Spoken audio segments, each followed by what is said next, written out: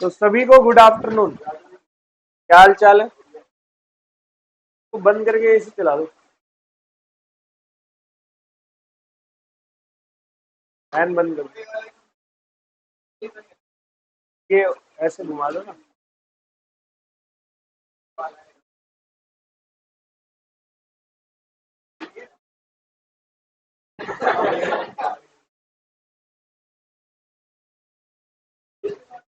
अरे भाई ये घुमा देना ऐसे।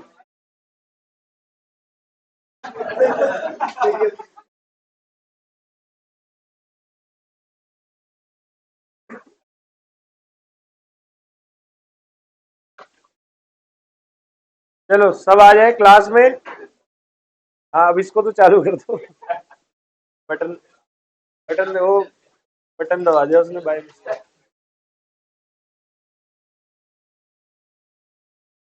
ठीक है, तो गुड आफ्टरनून टू ऑल।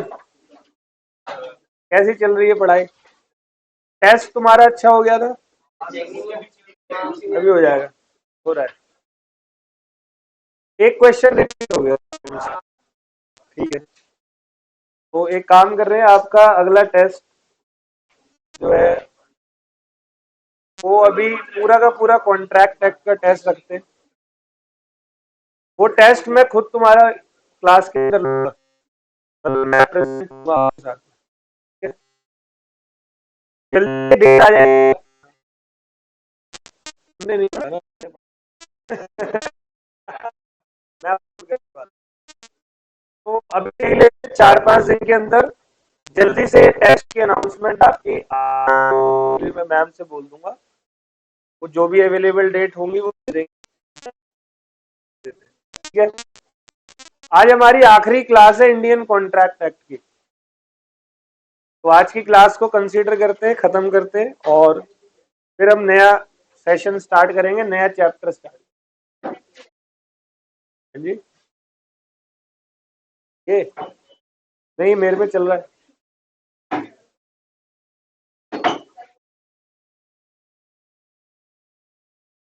चल रहा है मेरे में, मैं देख लूं।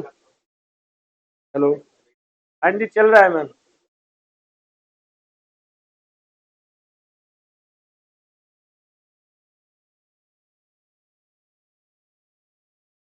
ठीक है, चलो तो हमारा चैप्टर है एज।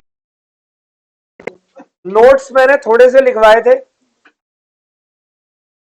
तो पहले जो लिखवाया है जरा ये कवर कर लेते हैं और फिर हम वापस मटेरियल पे जाएंगे। एजेंसी का मतलब मैंने क्या बताया था? Relationship between principal and agent. Agent कौन होता है? एजेंट मतलब वो बंदा जो कोई एक्ट करता है प्रिंसिपल के लिए, या वो प्रिंसिपल को रिप्रेजेंट करता है कहीं बाहर डील करते वक्त। ठीक है, थर्ड पार्टी से डील करते वक्त प्रिंसिपल को रिप्रेजेंट कर रहा होता है। ऑल वेल, एजेंट का मतलब फिर क्या हो गया? Representative of principal. अब प्रिंसिपल यहां पर कौन होता है? Principal is the person for whom work is done और who is being represented by the, मतलब एजेंट जिसको रिप्रेजेंट कर रहा है उस बंदे को हम किस नाम से जानते हैं? प्रिंसिपल के नाम से जानते हैं। तो टॉपिक कह रहा है who can be the principal. Principal कौन होगा? तो only a competent person can be the principal. सिर्फ योग्य बंदा, कॉम्पिटेंट बंदा ही प्रिंसिपल हो सकता है। बट एक विदाउट कॉम्पिटेंट या इनकॉम्पिटेंट बंदा एजेंट बन सकता है, लेकिन वो पर्सनली लाइबल नहीं होगा। ठीक है, तो हु कैन बी एजेंट था, तो एनी पर्सन वेदर कॉम्पिटेंट और not can become agent. It means a minor can also become an agent, but principal can not held him liable for any loss accrued to him. ठीक है, agency में क्या consideration mandatory है? नहीं, agency में consideration mandatory नहीं है। इसका प्रूफ आपको कंसिडरेशन के एक्सेप्शन ने भी दिया हुआ है। Unit number 2 Indian contract act कहता है no need to consideration in the case of agency. All well, फिर हमारी बात होती है, ये सबसे इंपॉर्टेंट टॉपिक था आपका एजेंसी का। अभी जो भी बचे हुए टॉपिक है जो हम आज पढ़ने वाले हैं, मैं आपको बता रहा हूं ये सबसे इंपॉर्टेंट टॉपिक है। तो different methods of creation of agency के अंदर एजेंसी होती है हमारी बाय एक्सप्रेस एग्रीमेंट, एजेंसी होती है हमारी बाय इम्प्लाइड एग्रीमेंट, एजेंसी हमारी होती है बाय ऑपरेशन ऑफ लॉ, और एजेंसी बाय हमारी क्या होती है, रेटिफिकेशन, जिसको आप क्या कह सकते हो, कंफर्मेशन। एक्सप्रेसली आपकी एजेंसी कैसे बन सकती है, ओरली और रिटर्न बनाकर। रिटर्न में अगर बनेगी तो पावर ऑफ अटॉर्नी बोलते हैं इसको। इम्प्लाइडली कैसे बन सकती है, तो एजेंसी बाय स्टॉपेल, याद है स्टॉपेल मतलब स्टॉप्ड फ्रॉम डिनाइंग, ये चार्ट मैंने आपको बताया था वहां पे। एजेंसी बाय होल्डिंग आउट मतलब पास्ट पॉजिटिव एक्शन, और एजेंसी बाय नेसेसिटीज। आपका फर्स्ट है लेक्चर, पहले लिया है आपने, फर्स्ट लेक्चर है आज, पहले लिया हुआ है, दिखते क्यों नहीं थे आप मुझे? अच्छा आप, ठीक है, मैं कहा यार इतने बच्चे हो गए अब याद ही नहीं रहते। तो एजेंसी बाय नेसेसिटीज, तो Sims and company versus Midland का यह केस था। Agency by operation of law मतलब जैसे इंडियन पार्टनरशिप एक्ट ने उसके ऑपरेशन ऑफ लॉ में उसके डेफिनेशन में ही पार्टनर को दूसरे पार्टनर का एजेंट बता रखा है, ठीक है। एजेंसी बाय रेटिफिकेशन मतलब तूने कुछ किया जो कि गलत था, मेरे कहे अनुसार नहीं किया, लेकिन फिर भी मैंने तेरी की हुई एक्टिविटी को क्या कर दिया, रेटिफाइड कर दिया। फिर बात होती है रेटिफिकेशन का पूरा कंसेप्ट करने के बाद मैंने आपको कंसेप्ट कराया क्या, delegation of authority. What is the meaning of delegation? Delegation means transfer of authority, यानी कि मैं आपको अथॉरिटी दे रहा हूं, मैं कौन हूं, एजेंट। एजेंट को अथॉरिटी किसने दी, तो क्या एजेंट प्रिंसिपल द्वारा दी गई अथॉरिटी को डेलीगेट कर सकता है किसी और पर्सन को? जनरली नहीं, जनरली नहीं। जो काम मैंने तुम्हें दिया है तो वो काम तुम ही करोगे, किसी और से नहीं करवाओगे। बट चार बातें बताई थी, याद है?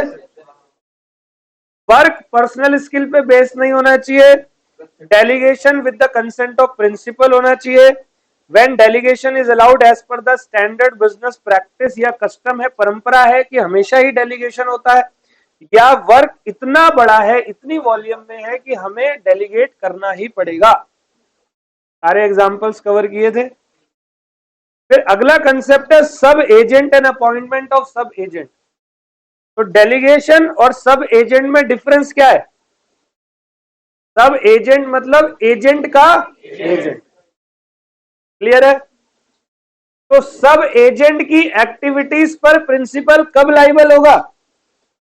जब सब एजेंट का appointment as per the rules of delegation हुआ हो।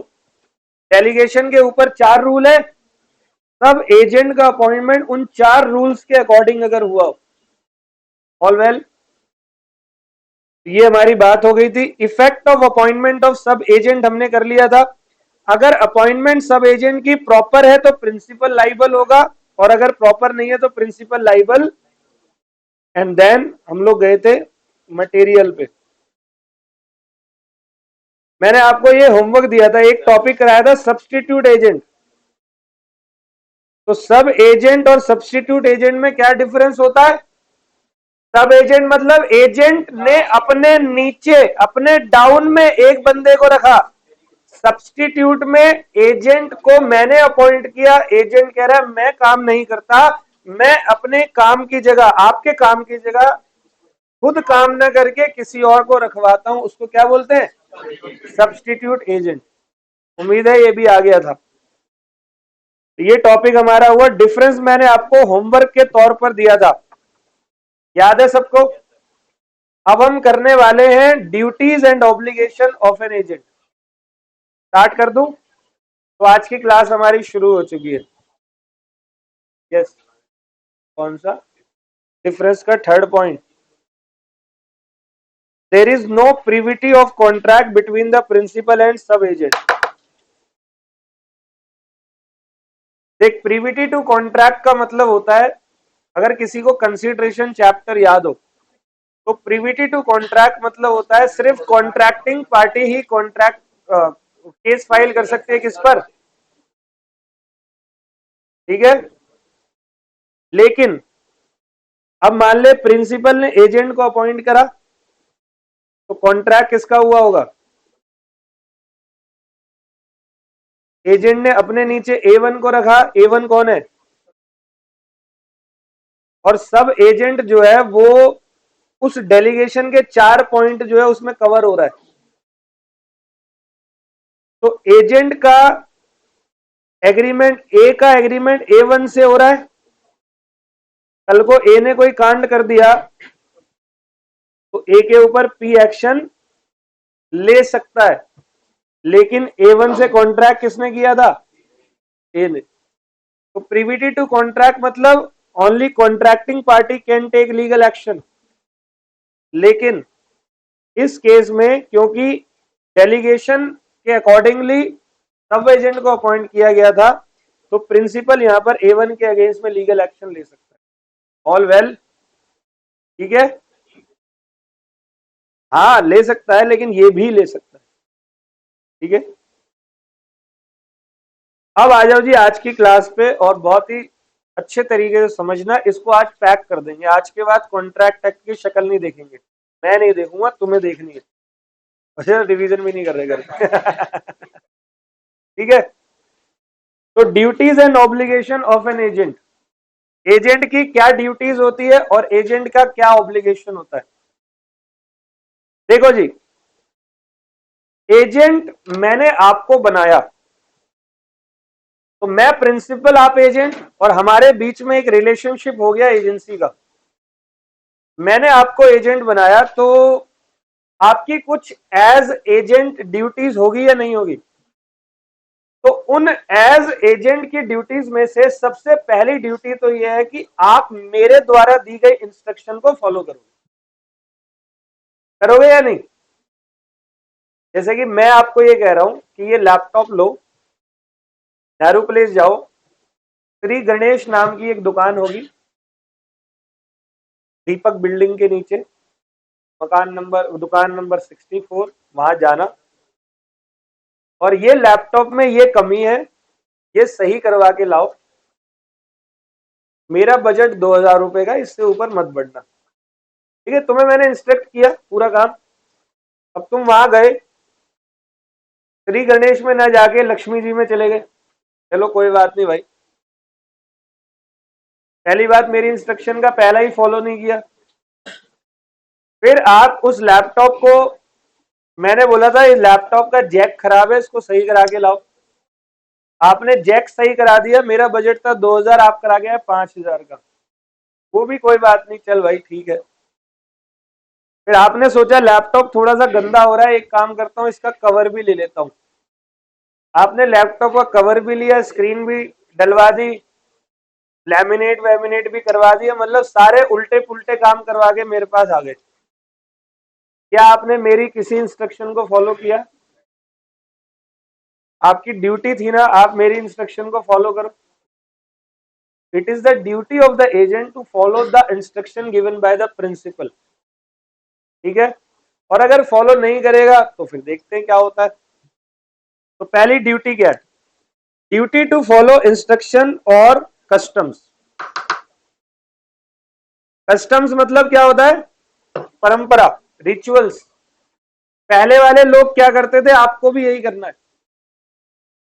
बचपन से आप लोगों को पता ही, जैसे आप किसी सीनियर को देखते हो, सर गुड मॉर्निंग, नमस्ते, एक रिस्पेक्ट देते हो ना, या कोई बच्चा आके देखा गाली देते हो, और साले बढ़िया तो अच्छा लगेगा, टीचर यहाँ बैठा है, वहां से साले बोल के निकलेंगे। परंपरा यही है, आपको इज्जत ही करनी है ना। अब आप बोलो नहीं जी हम तो नहीं करते। तो कस्टम ये मतलब आपसे पहले के एजेंट जो काम करते थे आपको भी वैसे ही करना है, ठीक है, समझ गए। तो according to section 211, an agent is bound to conduct the business of his principal according to the direction given by the और मान लो कोई डायरेक्शन नहीं मिली, और इन the absence of any such direction, तो देखो परंपरा क्या चलती आ रही है हमेशा से, कभी कभी नहीं मिलती डायरेक्शन, बिजी है प्रिंसिपल, बताना भूल गया, ये थोड़ी कुछ भी कर लोगे। So according to the customs which prevails in doing business of the same kind at the place where the agent conducts such, बाकी और दूसरे लोग जैसे करते हैं आपको वैसे ही करना, अपना दिमाग फालतू मत लगाओ। When the agent act otherwise and any loss is sustained by the principal, अब वो इंडेमनीफाई करेगा उस प्रिंसिपल को, इंडेमनीफाई सबको पता है, कॉम्पनसेट करेगा। And if any profit accrue तो he must account for it, और कोई प्रॉफिट हो जाता है तो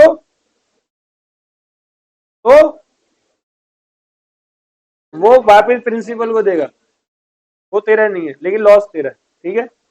एग्जाम्पल सुनना, A an agent is engage for managing the business of B, A को एक एजेंट बना के रखा और वो बी के बिजनेस को मैनेज कर रहा है। In which it is a custom, परंपरा रही है, to invest money at hand for, मतलब किसी को ब्याज पे पैसे देने भाई, इन्वेस्ट करना है तो interest. If A omit to make such investment, he must indemnify B for the losses, that is for the interest B would have obtained for such, ठीक है। जैसे B ने A को अपने पास एज एजेंट रखा, क्लियर है, तो फिर B ने A को बता दिया हमारे यहाँ का कस्टम है, परंपरा है कि आप कहीं भी पैसा इन्वेस्ट करते हो, मतलब जैसे किसी को देते हो तो आपको लेना बदले में क्या है, ब्याज लेना है, और आपने ऐसे ही दे दिया, वो गरीब आदमी, ऐसे नहीं बोलना गरीब आदमी, गरीब होगा तो तू दे देता ना अपने पैसे, मेरे क्यों दे दिए, समझ गए। तो अब जो लॉस ऑफ इंटरेस्ट हुआ है बी को, वो किससे ले लेगा। नेक्स्ट एग्जांपल दिया है, B a broker in whose business it is not the custom to sell on credit, उधार नहीं बेचना,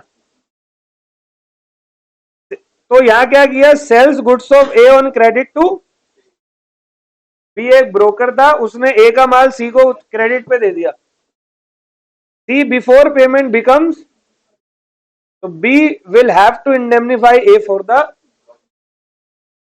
समझ गए।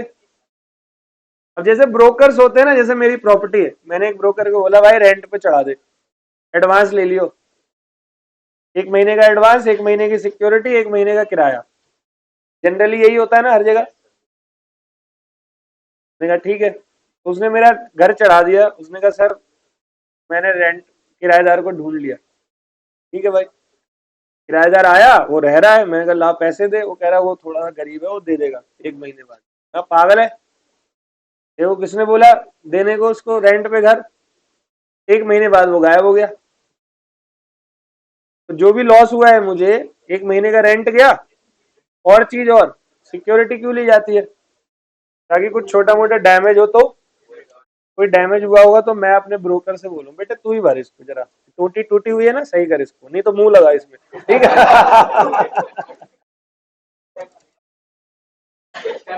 ठीक है, डन। चलो अब दूसरी बात, अब दूसरी ड्यूटी ध्यान से सुनना, duty to reasonable care and skill. वही लैपटॉप का ही एग्जांपल लेते हैं, मैंने आपको लैपटॉप दिया कि जाओ इसको सही कराओ, तो याद है वही फुटबॉल की तरह लेकर जा रहे हो मेरे लैपटॉप, कैच कैच खेलते हुए, उंगलियों पे घुमाते हुए कृष्ण भगवान बन रहे हो तुम, है ना, गलत है। चल रहे हो यूट्यूब से गाने सुन लो लैपटॉप से, ये क्या शौक चढ़ा है, अपने फोन से सुन ले, आराम से चलाते हुए जा रहे हो, आगे नाला था तुम भी गए, लैपटॉप भी गए, तुम गए कोई बात नहीं, लैपटॉप नहीं जाना चाहिए था, है जी। भाई रीजनेबल केयर और प्रॉपर स्किल लगानी है आपको, कोई दिक्कत नहीं, गलती से हो गया तो गलती तो होती है। अब सुबह भूकंप आया ताइवान में, 7.7 रिक्टर स्केल, अब वहां बिल्डिंगें झुक गई, लोगों की चीजें टूट गई, तो वहां पक्का कई सारे एजेंट पे प्रिंसिपल का सामान रखा होगा, अब उसकी गलती थोड़ी है, समझ गए, तो नेचुरल इवेंट हो गया, वहां एजेंट लाइबल नहीं होगा। अब मान लो मैं तुम्हें लैपटॉप दे रहा हूं, तुम उछाल उछाल के ले यार, सर गलती से गिरा था, मेरा कैच बहुत अच्छा है, आज तेल लगा लिया था बालों में तो थोड़ा फिसल गया, तो फिर पिटोगे। सही है। चलो, तो duty of reasonable care and skill देखते हैं। कहता है अकॉर्डिंग टू सेक्शन नंबर 212, 211 ऊपर क्या था, 11 था क्या, इंस्ट्रक्शन को फॉलो करो। 212 कह रहा है an agent is bound to conduct the business of principal with as much skill as is generally possessed by the person engaged in the similar unless the principal has notice of his want of skill। आपको मैंने अपना agent रखा है ना, तो मैं यही मान के चलूंगा कि आप अपना वही स्किल यूज करोगे जो आप पहले करा करते थे अपने काम में या कहीं और काम करते थे। अब आप मेरे एजेंट बन गया, ये थोड़ी फिर कुछ भी करोगे। कई एम्प्लॉयज को देखा है वो काम ही नहीं करते ऑफिस में, उनको नौकरी पे रखो, 10 बजे से 6 बजे का ऑफिस है, वो 10:15 आएंगे, आती चाय पियेंगे, चाय पीने के बाद जब खत्म हो गई फिर चाय पे चर्चा करेंगे। उनको एक नया मोदी से सीख मिली है, चाय पे चर्चा, ये अच्छी नहीं थी ना, अदरक ज्यादा था ना। आधे घंटे तक वो बात करेंगे, फिर कंप्यूटर ऑन करेंगे, फिर ऑन होने का वेट करेंगे अपना लंबा सा पेट लेके, इतने में 12:30 बज गए, आप क्या करें काम, 1 बजे लंच हो गया, फिर वो लंच पे जाएंगे 1 बजे, 1 से 1:30 का लंच है, 2 बजे आएंगे, फिर बोलेंगे थोड़ा सुस्ता लेते हैं, थोड़ी सी पैदल वैदल चले, फिर चाय का टाइम हो गया शाम की, 4 बजे गई, फिर चाय पी, फिर चाय पे चर्चा, 5 बज गए, कर आप 1 घंटे में क्या ही काम करते, अब कल आएंगे। तो ऐसे एम्प्लॉय को बड़ी मार पड़नी चाहिए। तूने 10 से 6 पूरा घुमा दिया।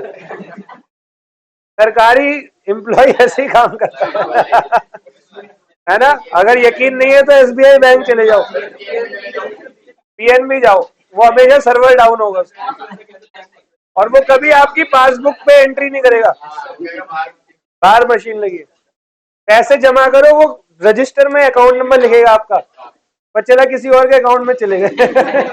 30,000 में उधार लेकर आया, वो भी कहीं और चले गए, है ना। तो भाई मेरी जो स्किल है, मुझे अपनी स्किल के अकॉर्डिंगली काम करना है, जो मेरी स्किल है और जो मैं हर जगह पे ऑर्डिनरीली यूज करता हूं।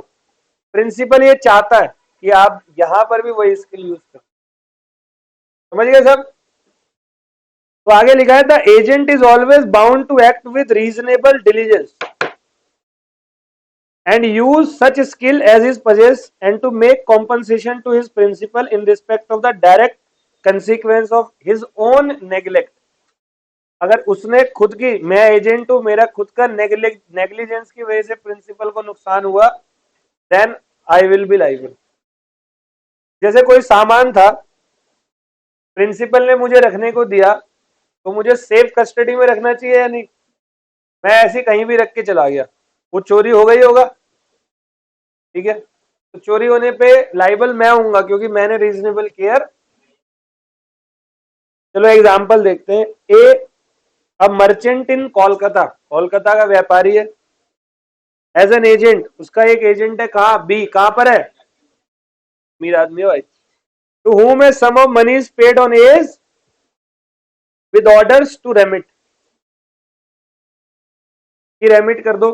B retain the money for a considerable time, B ने वो पैसा अपने पास रखा।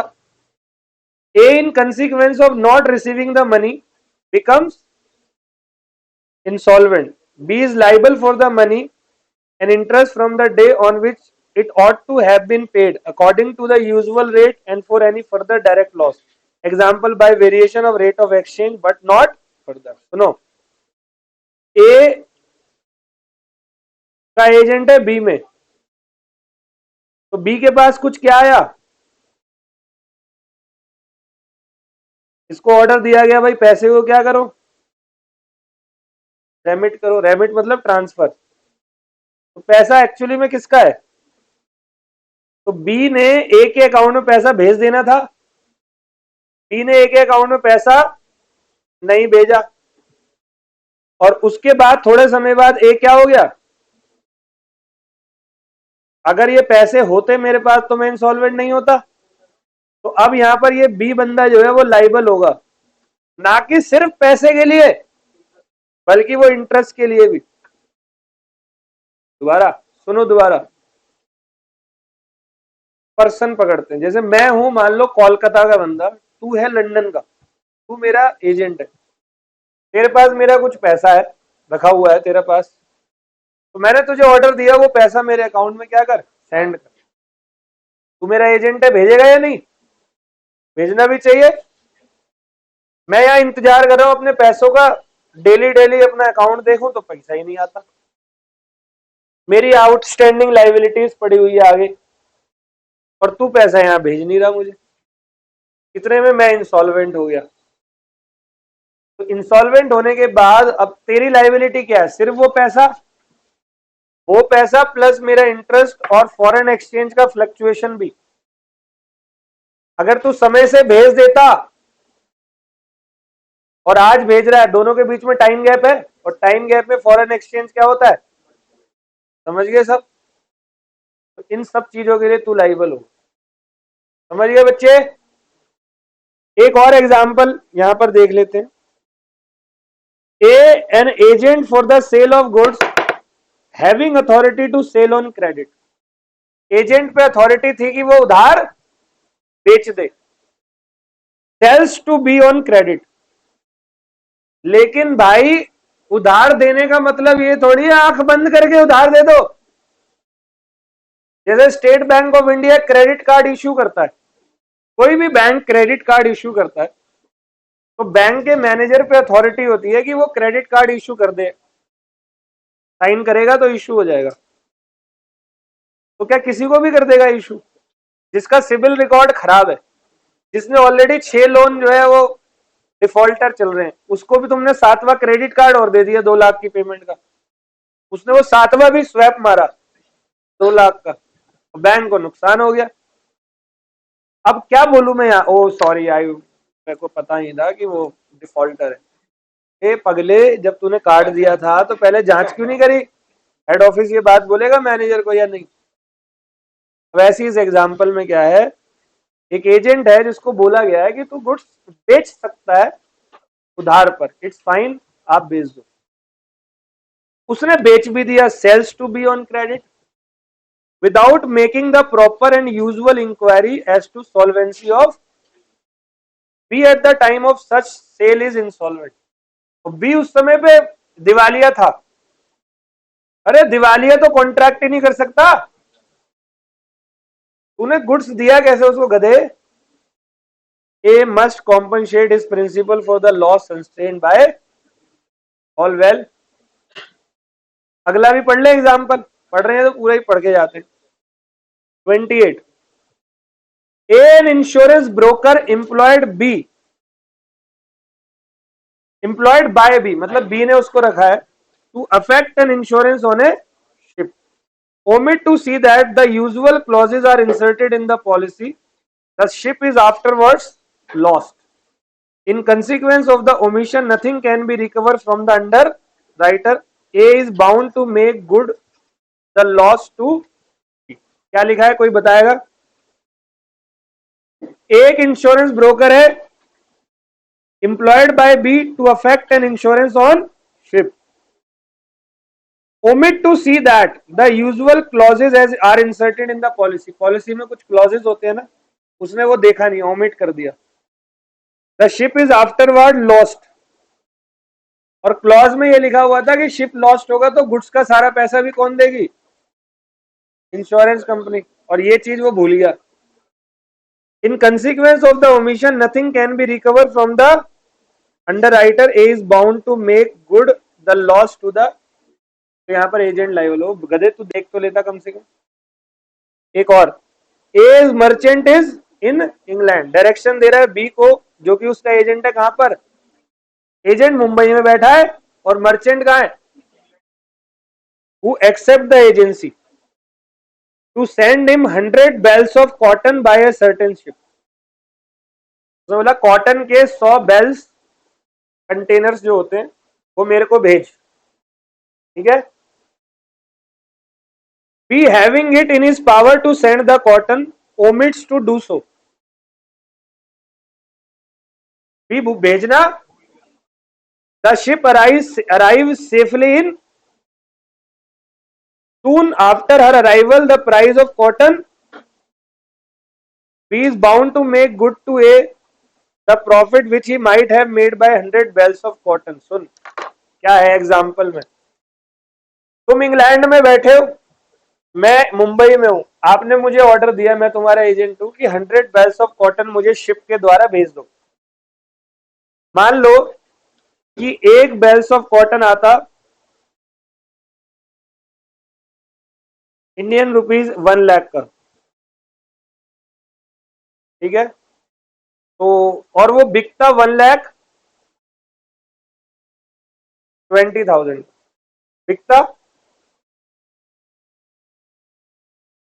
अब ये 1 लाख तुमने मेरे को, एक बेल्स ऑफ कॉटन है मल्टीप्लाई 100, इतना मेरे से मांगा, मतलब 100 बेल्स ऑफ कॉटन, एक बेल्स ऑफ कॉटन कितने का है, और मैं भेजना भूल गया। All well. बाद में क्या हुआ, ये महंगा हो गया 1,10,000 का हो गया, और बिकेगा बाद में कितने का, लॉस ऑफ प्रॉफिट क्या हुआ, 10,000 रुपए पर बेल्स ऑफ कॉटन। अगर तू समय, मैं समय से उसको भेज देता तो वो 1 लाख में रिसीव करके 1,20 में बेचता, मैंने लेट भेजा, अगले शिप में भेजा, तो मैं 1,10 का भेज रहा हूं, तो फिर ये जो बैलेंस 10,000 है पर कॉटन पर ये यूनिट मैं लाइबल होऊंगा, कौन, एजेंट, क्योंकि मैंने अपनी ड्यूटी रीजनेबल स्किल से। आप एजेंट बने क्यों, रीजन भी जस्टिफाइड होना चाहिए। आप मर गए, इट्स फाइन, लेकिन आपको खांसी हुई थी जैसे क्लास में आने का मन नहीं करता ना खांसी होने के बाद, समझ गए, जस्टिफिएबल होगा तो वो कोर्ट में देख लेंगे, लेकिन आपने एजेंसी ली है तो फिर आप उठाओ ना ये बेनिफिट। इसीलिए तो कंपनीज ये सारे काम करती है, क्योंकि कंपनीज का क्या होता है, आर्टिफिशियल होता है, उसकी तबीयत खराब नहीं होती कंपनी की, वो मरती भी नहीं है, समझ लो। चलो अब अगली ड्यूटी, नंबर 3 ड्यूटी बहुत आसान है, ड्यूटी टू रेंडर प्रॉपर। अब तुम मेरे एजेंट हो तो तुम मेरे ब्याह पर सारे कॉन्ट्रैक्ट कर रहे हो, तो खर्चा भी कर रहे होगे, तो मैं जब तुमसे हिसाब मांग रहा हूं तब तुम्हारी तबीयत खराब हो जाती है, तब तुम गायब हो जाते हो इधर से उधर, तो भाई पैसा मेरा ही लगा हुआ है ना, सारी लाइबिलिटी मैं ही उठाऊंगा ना फ्यूचर में, प्रिंसिपल हूं मैं, तो फिर आपकी ड्यूटी है, मतलब एजेंट की ड्यूटी है सेक्शन 213 में कि आप सारा अकाउंट जो है वो प्रिंसिपल को क्या करोगे, वो दिखाओगे, शो करोगे। All well. Number next, agents duty to communicate with the, it is duty of an agent in case of difficulty to use all reasonable diligence in communicating with his principal and seeking to obtain his। आप सारा काम कर रहे हो, कोई difficulty आई तो किससे पूछोगे,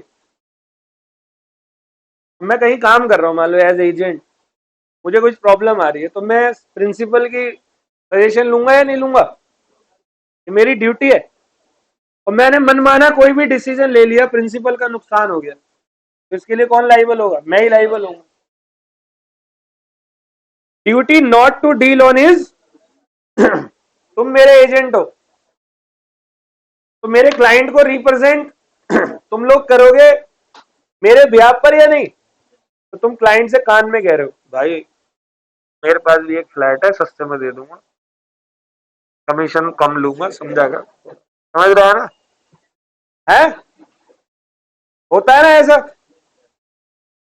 मतलब एजेंट मैं बना हूं प्रिंसिपल के लिए, प्रिंसिपल फेमस बंदा है, तो जो क्लाइंट आया वो किसके नाम से आया, प्रिंसिपल के नाम से, और एजेंट उसमें अपना ही गुड्स बेचने में लगा हुआ है या अपना ही बेनिफिट उठाने में लगा हुआ है, तो लिखा है duty not to deal on his own account, तो कहता है agent should not deal on his own account without first obtaining the consent of the, otherwise the principal may cancel the transaction and claim from the agent. कोई भी benefit उस बंदे ने उठाया है तो वो प्रिंसिपल बोलेगा ये मेरा बेनिफिट है, इधर दे, मान लो मैंने चुपचाप से कोई फ्लैट रेंट पे दे दिया, 20,000 कमीशन मिला, तो वो प्रिंसिपल मेरे से वो 20,000 कमीशन इधर दे, जरा बहुत हो गया तेरा, सही है। तो एग्जाम्पल है यहां पर, A direct B to sell his state.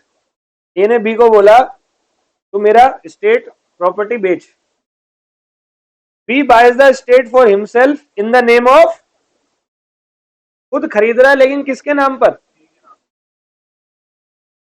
मतलब बी एजेंट ही है, बी ने खरीद भी खुद ही लिया। देखो तेज बंदा है। अब यहां से तीन फायदे उठाएगा, एक तो एजेंसी का कमीशन लेगा, और एक उसका कमीशन बचा बायर क्लाइंट का, क्लाइंट जो देता वो भी इसी की जेब में जाएगा क्योंकि ये तो खुद ही क्लाइंट है। ये तेज बन रहा है, ऐसा नहीं होगा। A on discovering that B has bought the estate for himself may cancel the sale if he can show that B has dishonestly concealed, concealed मतलब छुपाना, कोई भी मटेरियल फैक्ट, मटेरियल मतलब इंपॉर्टेंट, और that the sale has been disadvantageous to. भाई तुमने fraud किया है, ये फ्रॉड भी है। नंबर 31, ए ने डायरेक्शन दी बी को कि तू मेरा एस्टेट बेच। Be on looking over the estate before selling it find A mine on the estate. उसको पता लग गया एस्टेट में एक माइन है, सोने का, सोने की खदान है, लेकिन ये बात ए को पता। B inform A that he wishes to buy the estate for himself. तो बी ने बड़े प्यार, सर वो मैं ही खरीद लेता हूं ना, आप जो मेरा कमीशन बनता है वो कम करके आप, मतलब मैं आपको एक्स्ट्रा पैसे दे दूंगा। ओनर ऑफ द प्रॉपर्टी ने सोचा यार कोई नहीं, ये तो मेरा एजेंट पुराना ही है, कोई नहीं ये घर इसके नाम पे कर दे।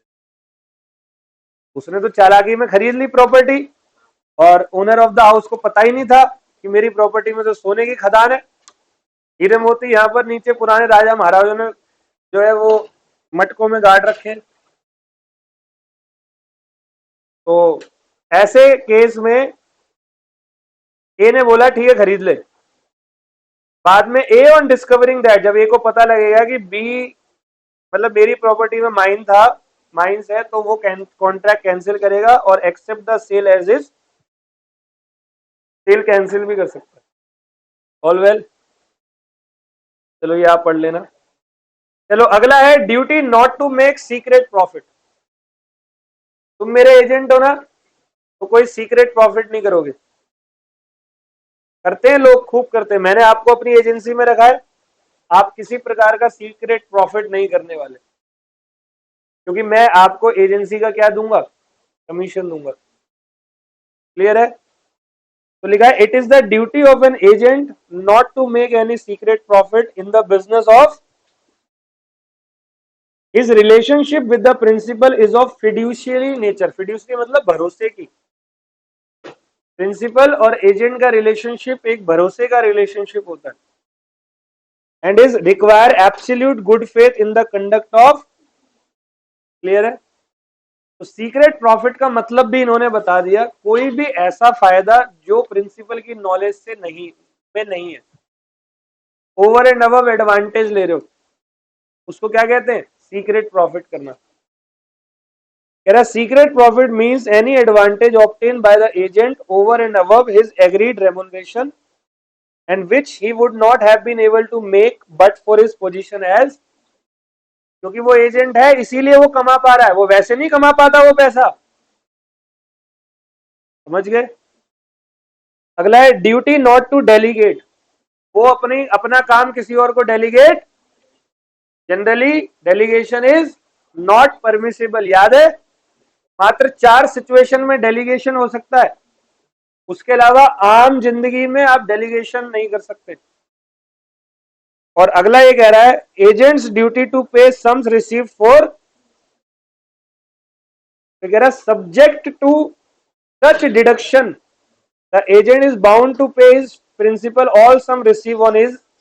जो भी एजेंट ने रिसीव करा वो सारा पैसा किसको देगा, प्रिंसिपल। कुछ डिडक्शन लेने के बाद, मान लो एजेंट ने अपनी जेब से कुछ खर्चा किया, कोई भी खर्चा किया तो वो एजेंट काट के बाकी पैसे देगा, तो वो डिडक्शन अलाउड है।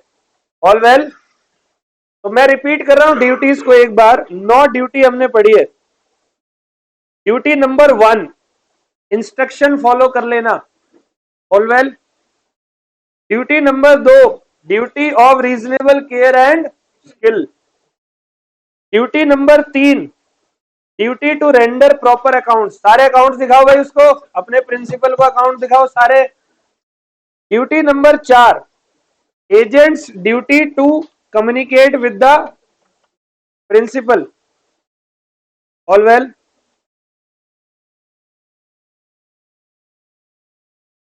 Duty number 5, not to deal on his own account, अपने अकाउंट से डील नहीं करेगा। ड्यूटी नंबर 6,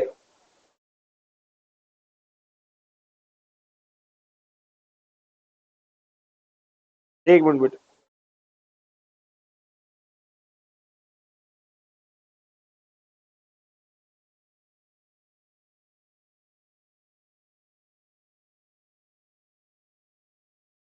ड्यूटी नंबर 6 क्या है? Duty not to make secret profit. Number 7, duty not to delegate. Number 8, कोई भी पैसा प्रिंसिपल के ब्याह पे लिया है तो प्रिंसिपल को डिडक्ट करके दे देगा। डिडक्शन कब लेगा? जब अपना कोई खर्चा करेगा। और duty number 9, duty not to use any confidential information receive in the course of agency against the.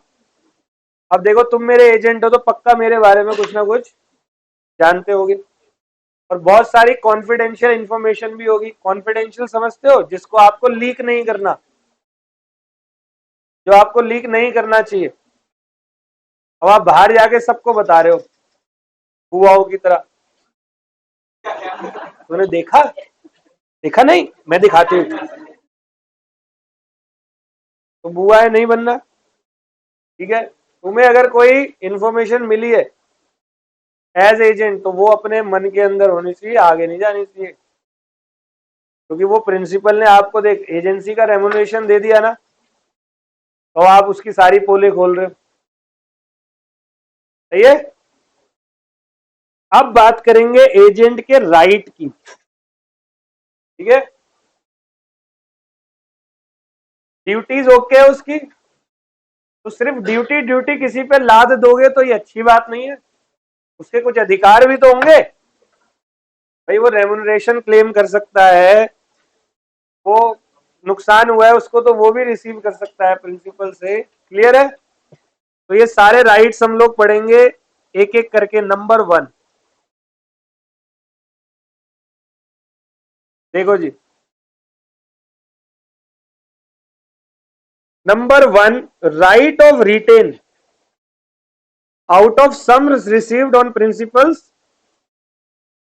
उसका अधिकार है प्रिंसिपल के नाम पे जो भी पैसा आया वो पैसा वो अपने पास रखेगा। एजेंट रखता है अपने पास या नहीं, ये उसका अधिकार है। कह रहा है this section empower the agent to retain out of any sum received on account of the principal in the business of the agency for the following payment. जो भी उसने पेमेंट रिसीव करी है उसमें से वो कुछ पैसे रखेगा। कौन से रखेगा? All money due to himself in respect of advances. उसको प्रिंसिपल से कुछ पैसा लेना था। जैसे मेरे पास प्रिंसिपल का 20,000 आ गया और मैंने प्रिंसिपल से लेना है कितना? 5, तो मैं उसको प्रिंसिपल को कितना दूंगा? 15 के।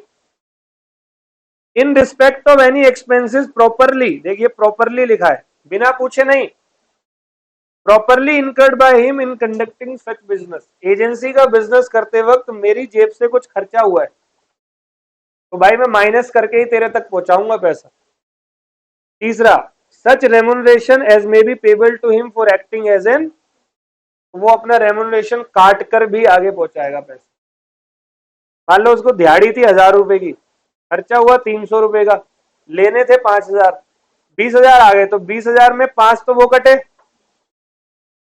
1,000 उसकी दिहाड़ी, 300 खर्चा, तो कुछ जो भी 13,000 कुछ रुपए बचा वो दे दे, 13,700। सही है। तो this right can be exercise on any sum received on account of the principal in the business of. तो जब भी बिजनेस करते वक्त पैसा आ जाए तो वो अपने पैसे का यूज यहां तो कम से कम कर सकता है। पहला ओके। चलो दूसरा, उसका अधिकार है वो रेम्युनरेशन लेगा। अगर कॉन्ट्रैक्ट ऑफ एजेंसी में बोला गया है प्रिंसिपल के द्वारा that I will pay you, this is the right of the agent to receive the remuneration from principal. जरा पढ़ो ये सेकंड पॉइंट।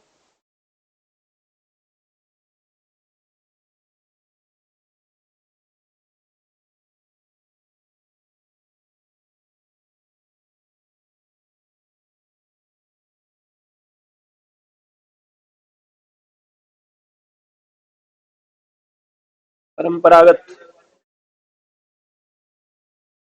चलो जी, तो मैं पढ़ता हूं। राइट टू रेम्युनरेशन में कह रहा है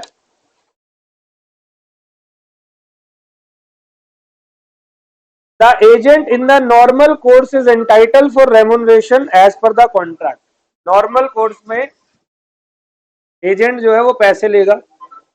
in the absence of any agreed amount of remuneration is entitle for usual remuneration which is customary. जो भी परंपरा चलती आ रही है, मान ले प्रिंसिपल और एजेंट के बीच में बात नहीं हुई है कुछ, तो जो भी परंपरा चलती हुई आ रही है उस परंपरा के हिसाब से वो अपना रेम्युनरेशन ले लेगा। All well. जैसे मान लो मैंने किसी से मजदूरी करवाई पूरे दिन, मैंने उससे बात नहीं करी कितने पैसे दूंगा, शाम हो गई, जब वो जाने लगा तो कह रहा लाओ साहब दो पैसे। तो अब बताओ मुझे उसको कितने पैसे देने चाहिए? जो भी मार्केट का उस समय का रेट है मजदूर का, मुझे लगता है 1,000 रुपए का होगा। आज की डेट में महंगाई का जमाना इतना आ चुका है। 800 का बेटे, तू कब गया था? तूने किसके घर के पत्थर तोड़े? पार्ट टाइम जॉब है, सैटरडे संडे हम ये भी करते। अरे सब सुनो। तो 800 रुपए का तो भाई ने जो भी बोला वो बिल्कुल सही लग रहा है मुझे। सब आए हो क्लास में? चलो, तो 800 रुपए मैं उसको दे दूंगा, ठीक है, क्योंकि कुछ भी फिक्स नहीं है। तो अभी परंपरा यही चल रही है कि 800 रुपीज का पर डे का उस बंदे का बनता है, तो वो दे दो। All well. तो यह एक एग्जांपल है। ए एम्प्लॉयज बी, मतलब बी एजेंट है, ए प्रिंसिपल है, to recover 1 lakh from and invest it in securities that give good. B recover the amount and lays out 90,000 on good security but lays out 10,000 on security which is ought to provide poor return। मतलब agent से बोला कि 1 लाख उससे लिया और 1 लाख को invest कर दियो, अच्छी जगह पे करियो, तो उसने 90,000 को तो सही जगह पे कर दिया, 10,000 जहां किया था वहां से अच्छा रिटर्न नहीं मिला। वेयर बाय ए को नुकसान हो गया कितने का? 2,000 का। तो बी को रेम्युनरेशन जो मिलेगा वो 1 लाख रुपए में मिलना चाहिए या नहीं? तो B is entitle to remuneration for recovering the 1 lakh and for investing the 90,000। He is not entitled to any remuneration for investing the 10,000 and he must indemnify A for rupees। देख भाई बात क्या हुई थी, तू मेरा एजेंट है, मैं प्रिंसिपल हूं, मैंने कहा 1 लाख उससे लेके रिकवर करके इन्वेस्ट कर दियो। मैं बोल रहा हूं ना, पहले भी एग्जांपल में बोला था, जहां से अच्छे रिटर्न आएंगे। तो तूने 90,000 तो अच्छे रिटर्न में इन्वेस्ट कर दिए, 10,000 में लॉस हो गया, तो जो एजेंट को रेम्युनरेशन मिलेगा वो 90,000 का मिलेगा। और जो लॉस हुआ है वो, क्योंकि उसने वहां पर उसकी ड्यूटी थी ना अपनी स्किल लगाना, नहीं लगाई ना, तो जब स्किल नहीं लगाते तो क्या करते? All well. चलो एग्जाम्पल नेक्स्ट है, A employs B to recover 1 lakh from C, because of B's misconduct the money is not recovered. B का मिसकंडक्ट था, सी बुलाता था भाई कल सुबह 10 बजे आ जाओ पैसे ले लेना, ए रात को दारू पी के सो गया, बी रात को पी पा के सो गया और सुबह मिला ही नहीं वो सी बंदा। उसने अगले दिन फिर बुलाया, कह रहा भाई कल 10 बजे आ जा और पैसे मिल जाएंगे तुझे, मेरे पास कैश रखा हुआ है। वो फिर पी के सो गया। उसके अगले दिन सी की डेथ हो गई। टी की क्या हो गई, समझ गए सब। तो अब ऐसे में एजेंट अपनी जेब से देगा पैसे प्रिंसिपल को। प्रिंसिपल कह रहा है तेरे को वो 2 दिन से बुला रहा है और तू देसी का पी के तू चल, तू एजेंट का आएगा बे। चलो नेक्स्ट पॉइंट, सब सुन लो। एजेंट्स, बेटे दिक्कत है, बोले कोई भी फंसेगा तू ही। ये कानून तू जानता है। आ जाओ। एजेंट्स लियन, अजय ये सच में ऐसा हो देखा गया, कोई बोलता है तो उस समय मैं नहीं ध्यान देता और जैसे ही ये बोलता है मेरा ध्यान चला जाता है और ये फंस जाता है। चलो जी आगे सुनो, आगे सुनो। Agent's lien on principal's property. Lien मतलब याद है आपको, बेलमेंट में करवाया था। अब एक बात बताओ, मैंने एजेंसी करी, प्रिंसिपल मुझे मेरा रेमुनरेशन नहीं दे रहा, अब मैं वेट कर रहा हूं लावे रेमुनरेशन दे, वो नहीं दे रहा, तो मेरे पास प्रिंसिपल की कुछ क्या पड़ी है, प्रॉपर्टी पड़ी है। तो मैं जब तक प्रॉपर्टी रिलीज नहीं करूंगा जब तक मेरे को क्या ना मिल जाता, समझ गए सब बात को। तो ये कह रहा है in the absence of any contract to the contrary an agent is entitled to retain the goods, papers and other property whether movable or of the principal received by him until the amount due to himself for commission, disbursement and service. Condition क्या है, agent should be lawfully entitled to receive from principal a sum of money by way of commission, और अगर उसको पैसा नहीं मिला तो वो बंदा क्या करेगा, प्रॉपर्टी अपने पास रख लेगा। B point, the property over which the lien is to be exercise should belong to the principal. अच्छा वो प्रॉपर्टी प्रिंसिपल की होनी चाहिए, तो किसी और की प्रॉपर्टी रख ली। And it should have been received by the agent in his capacity and during the course of his ordinary duties as an agent, if the agent obtain possession of property by unlawful means he cannot exercise। अब वो principal के घर जाके कट्टा दिखा के ले आया प्रॉपर्टी, ला भाई पैसे दे वरना स्कूटी, ये राइट टाइप का लियन नहीं है। लियन मतलब एजेंट ने अपना काम किया, वो एजेंसी फुलफिल कर रहा है एंड बाद में उसको रेमुनरेशन नहीं मिला तो वो उस प्रॉपर्टी को अपने पास रख लेगा, समझ गए। अगला कह रहा है the agents right to lien is lost in the following cases. सबसे पहली बात, जब एजेंट पे पोजीशन ही नहीं है तो क्या वो लियन कर सकता है। मैं एज एजेंट इस चीज को अपने पास लियन कब करूंगा, जब ये मेरे, और मान लो ये प्रिंसिपल के पास होगी तो लियन का आएगा, फिर कहां से होगा लियन। अब आप बोलो सर छीन लो, तो छीनूंगा तो अनलॉफुल नहीं होगा। नंबर B, when the agent waives his right, agent ने बोला जा सजना तुझे बुला दिया, माफ कर दिया कोई बात नहीं, तेरे जैसे बहुत आए और एक और कोई बात नहीं, पैसा बहुत है, okay. The agent's lien is subject to contrary to the, subject to contract to the contrary. Agent का लियन जो है वो अगेंस्ट है कॉन्ट्रैक्ट के। एजेंट लियन कुछ ऐसे कर रहा है जो गलत है, कंट्रेरी है, कंट्रेरी मतलब अगेंस्ट है, तो फिर ये अलाउड नहीं होगा। अब अगला है, अगला राइट है राइट टू इंडेमनीफाई, इंडेमनिटी। अगर देखो ऊपर हम लोगों ने पढ़ा है कि प्रिंसिपल को नुकसान हो गया तो ड्यूटी है एजेंट की कि वो प्रिंसिपल के नुकसान की भरपाई करेगा। अब एजेंट को नुकसान हो गया तो उसकी भरपाई कौन करेगा, तो अगर एजेंट को कोई नुकसान हुआ तो वो प्रिंसिपल से क्या कर लेगा, ठीक है। देखना जरा, duty to indemnify. Number A, right of indemnification for lawful act. बहुत अच्छे से सुनना, the principal is bound to indemnify the agent against all consequences of lawful act done in the exercise of his. Agent ने अपनी authority अपनी capacity के अंदर सारे काम जो किए वो लॉफुल काम किए थे, तो भाई अब यहां पर कोई भी दिक्कत होगी तो फिर ये दिक्कत की भरपाई प्रिंसिपल करेगा, ना कि एजेंट, क्योंकि प्रिंसिपल लाइबल होता है एजेंट के हर एक्ट पर। हर एक्ट वो जो एजेंट ने लॉफुल अंडर कैपेसिटी किए हो।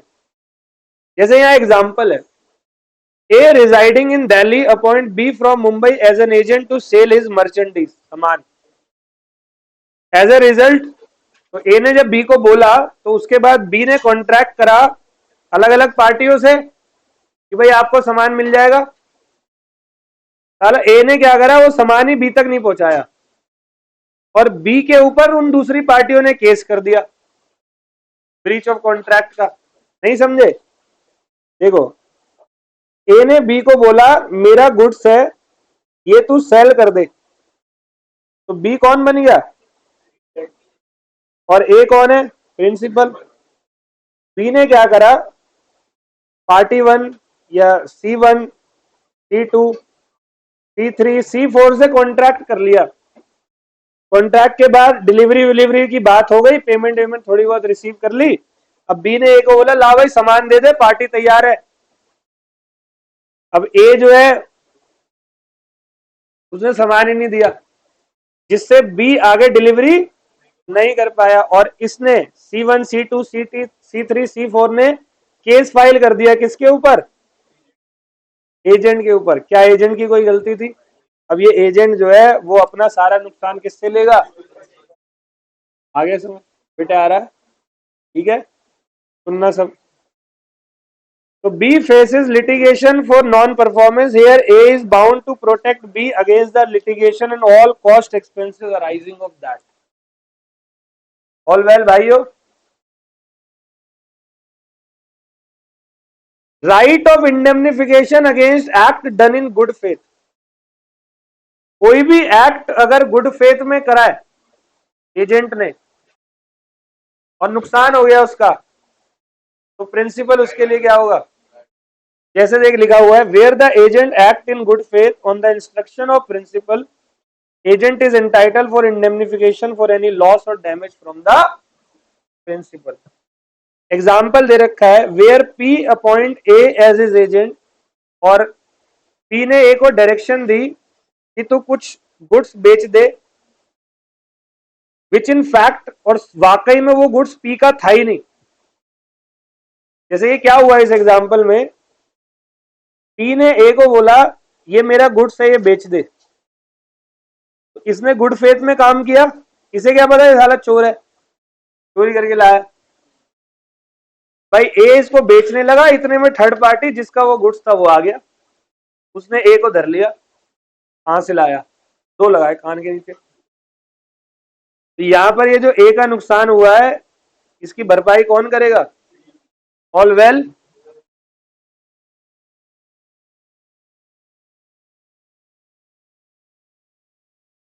Number C, non liability of employer of agent to do a criminal act.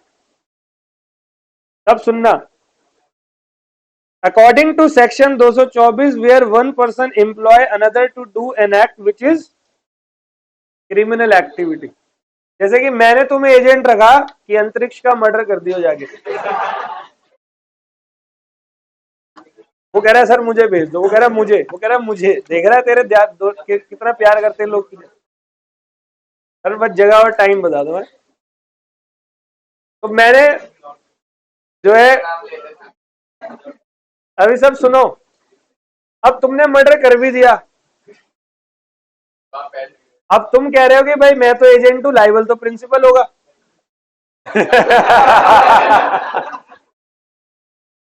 तो कोर्ट छोड़ देगा तुम्हें? बेटे यार तुम गए,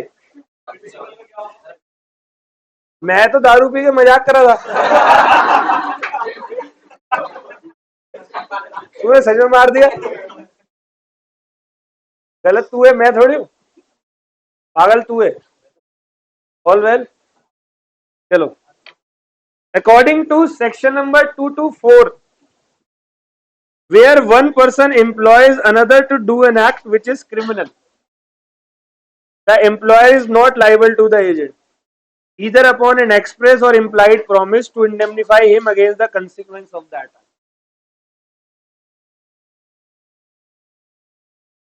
तो भी मैं लाइबल नहीं होऊंगा ना, मैं तो मजाक कर रहा था। माइनर क्रिमिनल एक्टिविटी के लिए तो माइनर के लिए भी जेल बनी हुई है। बाल सुधार गृह। अब तुम माइनर हो, तुम्हारी उम्र 17 साल है, तो इसका मतलब थोड़ी कुछ भी कर दोगे, मर्डर करके आ गए। आई एम द माइनर, मेरा तो कुछ नहीं हो सकता। बेटे सिविल लॉ में कुछ नहीं हो सकता, क्रिमिनल लॉ में आपके ऊपर केस चलेगा और आप बाल सुधार गृह में जाएंगे। हालांकि सजा कम होती है, 3 साल तक रहते हो आप। कह रहा बस 3 साल तक, कह रहा बस। चलो चलो एक काम करते हैं, एग्जाम्पल देख लेते हैं और अच्छे से हो जाएगा।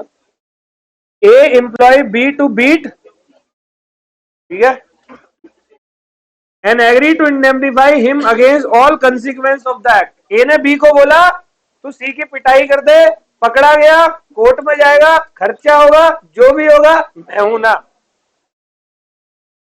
बी देयर अपॉन, बी चढ़ गया, बी ने सी की पिटाई कर दी, and has to pay damage to C for so doing. अब यहां ए लाइबल नहीं होगा बी के लिए। क्यों? तूने मारा क्यों? तू पागल है? ऐसे भी कॉन्ट्रैक्ट होते हैं क्या कि तुम किसी के कहने पे किसी को मार दो? ठीक है, अब अगला सुनो, अगला 38, B the proprietor of a newspaper publish at A's request a libel upon C in the paper. C के खिलाफ कुछ लिख दिया, किसकी रिक्वेस्ट पे? ए की। किसने? बी ने।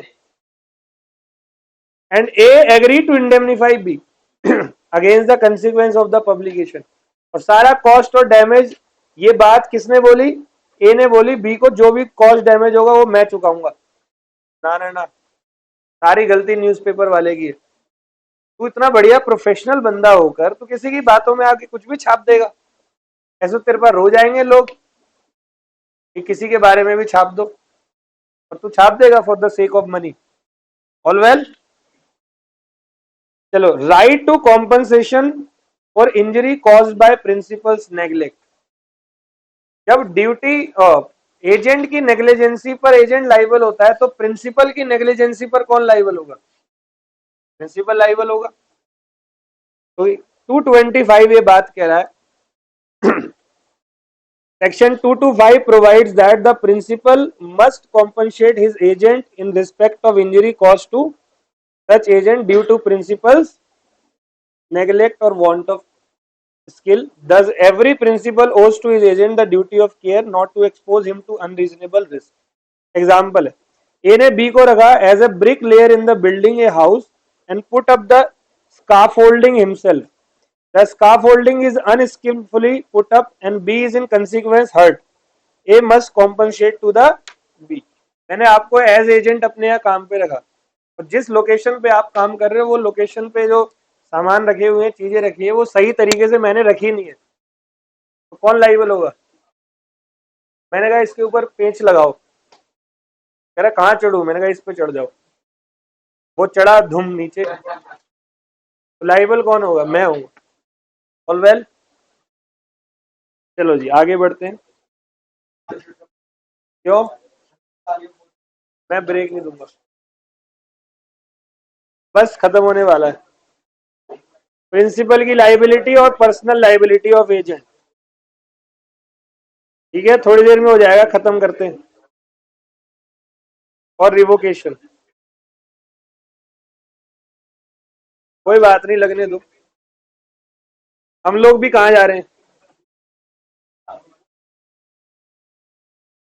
जल्दी आ जाओ। चलो भाई, अब अगला सुनते हैं, principals liability to third parties. सुनो भाई, सारा एजेंट जो है वो सारे एक्ट किसके बिहाफ पर करता है? बट एजेंट की कोई भी पर्सनल लाइबिलिटी नहीं होती। The liability remains that of principal unless there is a contract to contrary. मतलब अनलेस कॉन्ट्रैक्ट में कुछ लिखा हुआ है कि प्रिंसिपल ने बोला भाई थोड़ा सा तू भी लाइबल होगा 10%, 90 में, अगर वो सेपरेटली लिखा है वो अलग बात है। लेकिन कहीं कुछ नहीं लिखा गया है तो फिर लाइबल कौन होगा? Principal will be liable for all the act done by the agent on behalf of the principal. तो प्रिंसिपल लाइबल होगा किसके लिए? थर्ड पार्टी के लिए, क्योंकि एजेंट सारे कॉन्ट्रैक्ट किससे करेगा? एजेंट करता किससे कॉन्ट्रैक्ट है? थर्ड पार्टी से ही तो करता है। तो थर्ड पार्टी से किए गए सारे कॉन्ट्रैक्ट पे लाइबल किसका कौन होगा? प्रिंसिपल। चलो, an agent also cannot personally enforce contract enter into by him on behalf of the principal। तो नंबर 1 है principals liability for the act of the agent. तो प्रिंसिपल लाइबल होगा for the act of the agent which are within the scope of his authority. मतलब बेटे कोई दिक्कत है क्या? भगा दूंगा क्लास से अभी। हंसी ज्यादा आ रही है तुम लोगों को? सिर्फ तू नहीं, जिसको भी आ रही है, समझ गए? कोई दिक्कत हो रही है? कोई प्रॉब्लम है? क्लास हो रही है, बीच में क्यों आवाज आ रही है हल्की हल्की सी? ज्यादा लंबी क्लास हो गई है? और अगर हो रही है तो किसके लिए हो रही है? पता नहीं क्या दिक्कत है, क्यों समस्या है? एक एक लाइन को मैं चाहता तो अभी तक कंप्लीट करा चुका होता, हेडिंग हेडिंग बोल के बढ़ जाता आगे। तब भी तुम्हें यही बोलते सर बहुत अच्छा समझ में आया। अभी मेरी ड्यूटी है और आपकी ड्यूटी है सुनना क्लास के अंदर अच्छे से। लोगों को क्लासेस नहीं मिलती, तुम्हें मिल रही है तो बातें कर रही। क्या है ये? है इधर कॉन्सेंट्रेट करो जैसे। या किसी को टाइम दे रखा है, मेट्रो पे खड़ा है कोई? तुम्हारी शक्लें देख के लग नहीं रहा मुझे। चलो, principles liability for the act of the agent. तो एजेंट के ब्याह पर प्रिंसिपल तब लाइबल होता है जब एजेंट ने अपनी कैपेसिटी में काम किया था। प्रिंसिपल ने जैसा बोला एजेंट ने वैसे ही किया। तो अब एजेंट के द्वारा किए गए जितने भी कॉन्ट्रैक्ट है उसकी लाइबिलिटी किसके ऊपर आ जाती है? प्रिंसिपल। एग्जाम्पल है A buys goods from P knowing that he is agent for their sale but not knowing who is the, so B's principal is the person entitled to claim for A the price of the goods and A cannot in a suit by the principal set off against that claim a debt due to himself from B। क्या लिखा है बताओ जरा? A ने bye करा goods किससे? knowing that he is an agent for the sale, लेकिन A को ये नहीं पता था knowing who is the but not knowing who is the principal। ए को ये नहीं पता था, ए को ये पता था बी एजेंट है, बट ए को ये नहीं पता कि प्रिंसिपल कौन। B's principal is the person entitle to claim from A the price of the goods. बेशक ए को प्रिंसिपल के बारे में कुछ नहीं पता, लेकिन मान लो ए ने एजेंट को पेमेंट नहीं दी, तो थर्ड पार्टी के ऊपर यानी कि ए के ऊपर क्या प्रिंसिपल क्लेम कर सकता है? तो यस कर सकता है। ऑल वेल, सारा क्लेम ले सकता है। समझ गए? Example B, A being B's agent with authority to receive money on his behalf receive from C a sum of money due to B. अब सी अपना डिस्चार्ज हो गया। ए कौन है? बी का एजेंट। सी ने पैसे दे दिए ए को, तो सी ने जो ए को पैसे दिए वो ये दर्शा रहा है कि उसने एक्चुअली में प्रिंसिपल को पैसा दिया है, क्योंकि एजेंट किसके बिहाफ पर बैठा है? समझ गए? तो दोनों तरफ से लेते वक्त भी प्रिंसिपल का फायदा और देते वक्त लाइबिलिटी भी प्रिंसिपल की। मतलब थर्ड पार्टी के लिए राइट्स भी प्रिंसिपल पे होंगे और थर्ड पार्टी के लिए लाइबिलिटी भी प्रिंसिपल की होने वाली। All well. Number 2, principles liability when agent exceeds authority. Agent अपनी पावर से अगर ऊपर बढ़ जाता है तो क्या प्रिंसिपल लाइबल होगा? प्रिंसिपल सिर्फ उन्हीं एक्टिविटीज के लिए लाइबल होता है जितना उसको बोला गया। All well. देखो लिखा है when an agent does more than he is authorized to do and when the part of what he does which is within his authority can be separated from the part which is beyond his authority, so much only of what he does is binding। मतलब जैसे आपकी authority में 1 लाख मैंने बोला, आपने किसी को loan दिया कितने का, 1,30 का, या किसी से लोन ले लिया 1,30 का, तो प्रिंसिपल कितने के लिए लाइबल होगा, ओनली ₹1,00,000 के लिए। जब मैंने तेरे को अथॉरिटी 1 लाख की दी है तो 1,30 क्यों लेकर आया, और मैंने पब्लिक में सबको ये बता दिया अथॉरिटी इसके पास 1 लाख की है, तो तुमने क्यों दिए 1,30। All well. एग्जाम्पल है यहां पर, A being owner of a ship and cargo authorized B to procure an insurance for 4 lakh on the ship. B ने पॉलिसी ली 4 लाख रुपए की, and another for the like sum of the cargo is bound to pay the premium for the policy on the ship but not the premium for the policy on the cargo. 4 lakh की policy plus अलग से और क्या,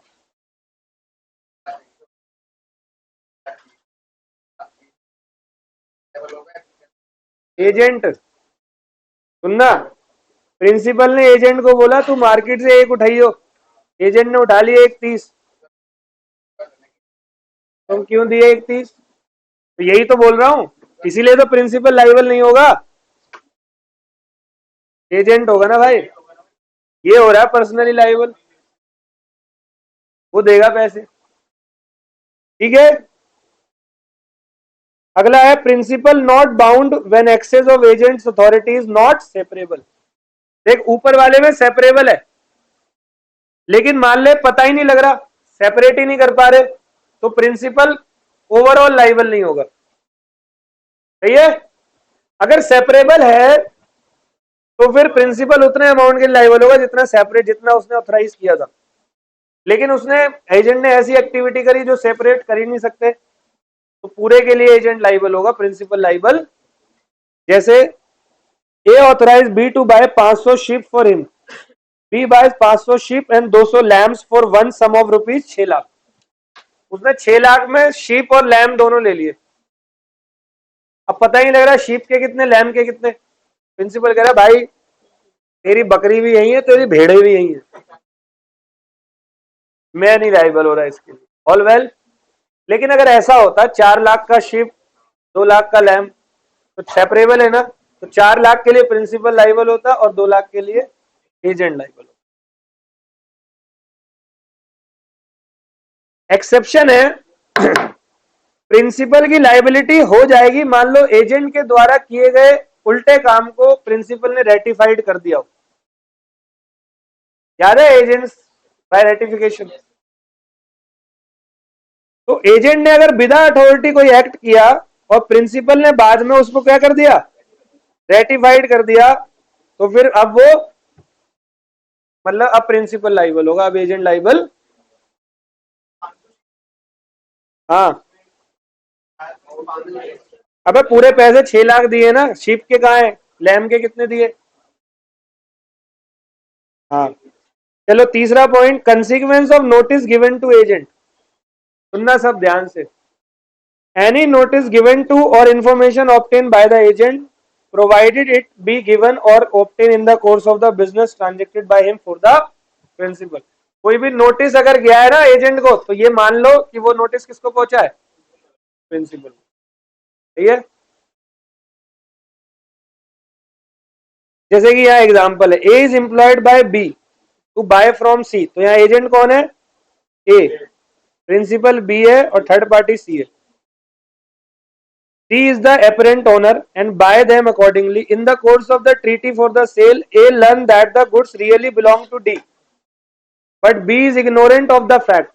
A को पता है goods D का है, जो C बेच रहा है ना वो C का है ही नहीं, वो किसका है, और B को ये बात नहीं पता थी। तो B is not entitled to set off a debt owing to him from C against the price of the goods. Thus, the knowledge of the agent is treated as the knowledge of the, जो भी agent को knowledge है ना वो मान लेंगे, मतलब अगर मुझे पता भी नहीं था ना, मेरे एजेंट को पता था, तो मान लूंगा मुझे भी पता था, all well.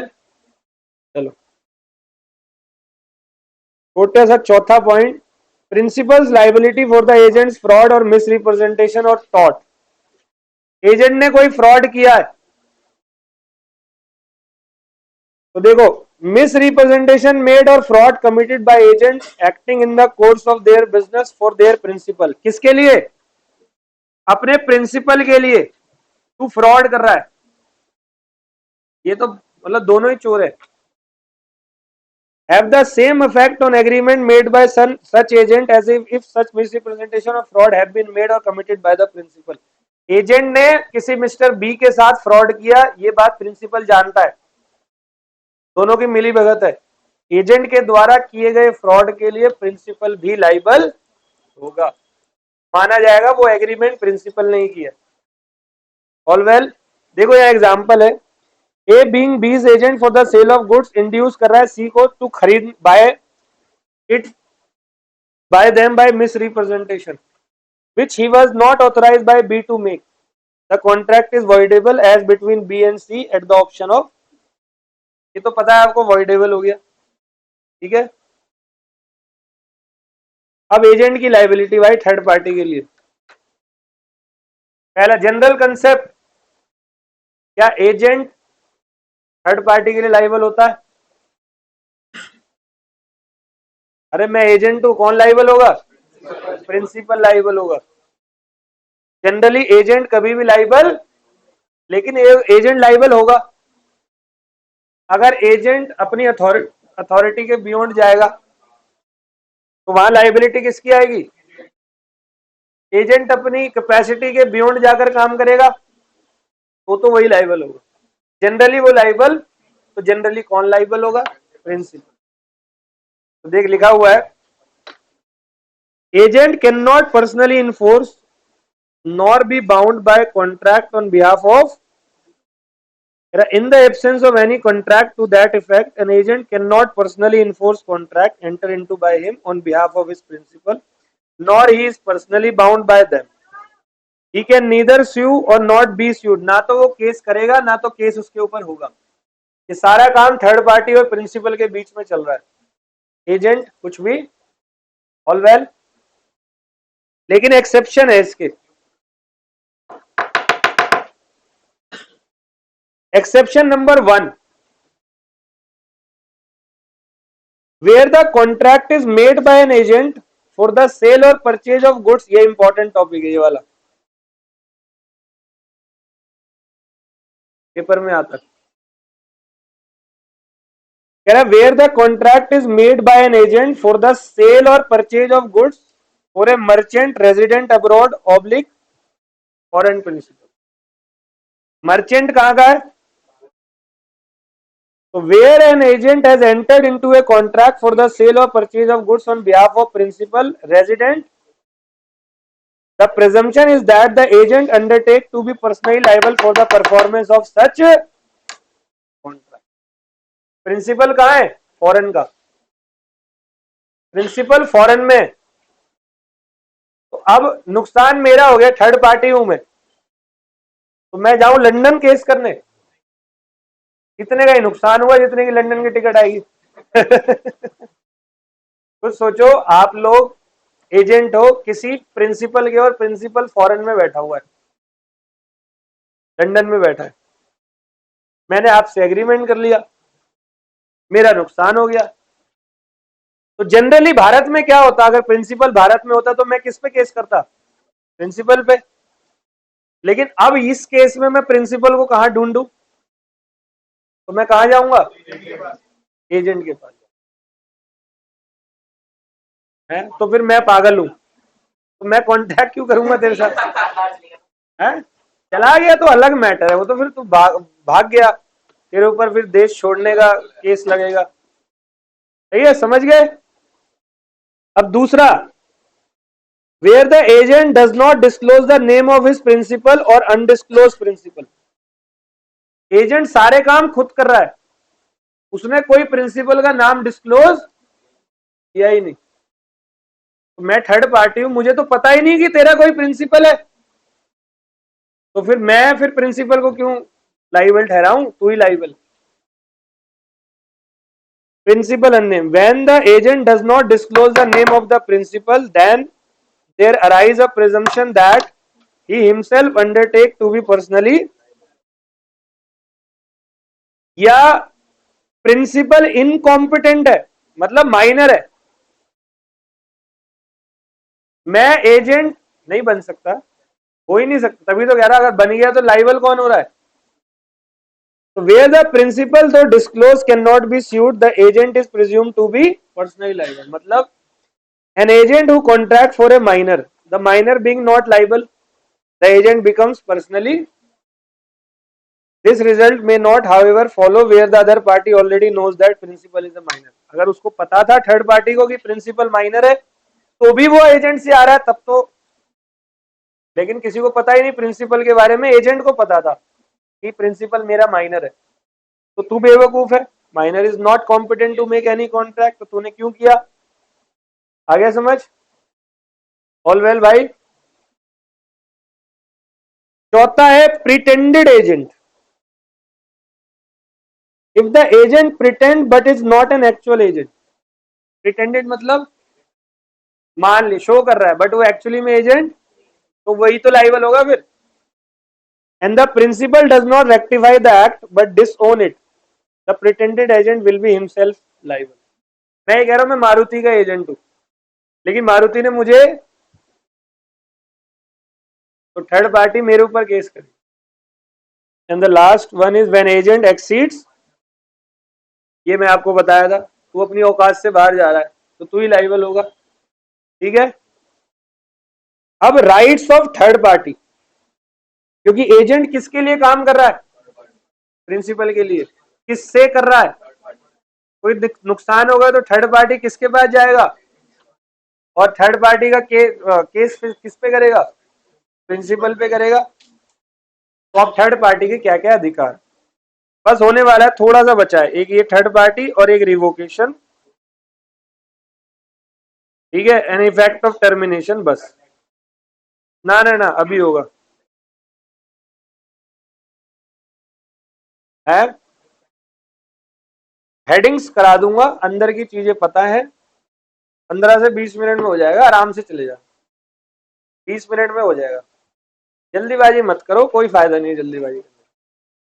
Rights of third party, number 1, rights of a party to a contract made by undisclosed.